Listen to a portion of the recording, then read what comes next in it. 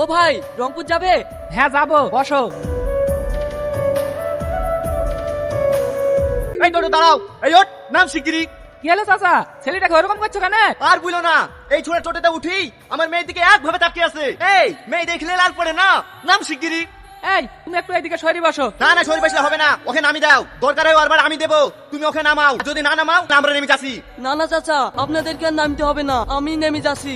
এই চাচা কে? তোর বাবা আমার ভাই হয় তো কোন চোদ্দ কিছু চাচা হই? আমাকে আগে বলি যা। সরি স্যার, আমার ভুল হয়ে গেছে। চাচা বলি লাইন ক্লিয়ার করছে, আমি কিছু বুঝিনি না।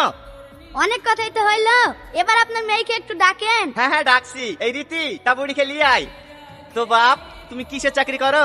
আমি চাকরি করিনি তো, আমার একটা শপিং মল আছে, আমার আন্ডারে তো 50 লোক চাকরি করে। কি পদ্মারি চাকরি করো না? চাকরি কেন করতে যাবো, এত সুন্দর ব্যবসা তুই। এই রীতি যা বুড়িকে ঘরে লি যা। কোন ব্যবসায়িক ছেলে সেটা আমার মেয়ের বিয়ে দেবো না। এই ঘটক, তোমাকে আর আগে বলিনি আমি সরকারি চাকরি করি? আমার মেয়ের বিয়ে যদি দিতে হয় সরকারি চাকরি করে ছেলের সাথেই দেবো। তা বলিস, কিন্তু এই ছেলেটাও খারাপ না, আজ গেলে 2 লাখ টাকা ইনকাম করে। 2 লাখ টাকা ইনকাম করে ঠিক আছে, কাল যদি ওর ব্যবসা বন্ধ হয়ে যায় আমার মেয়েকে খাওয়াবে কি? এখন বেরো আমার বাড়ি থেকে, যদি কোনো সরকারি চাকরি করে ছেলে পাও তবে আসবে আমার বাড়ি। ঠিক আছে চলো ভাই।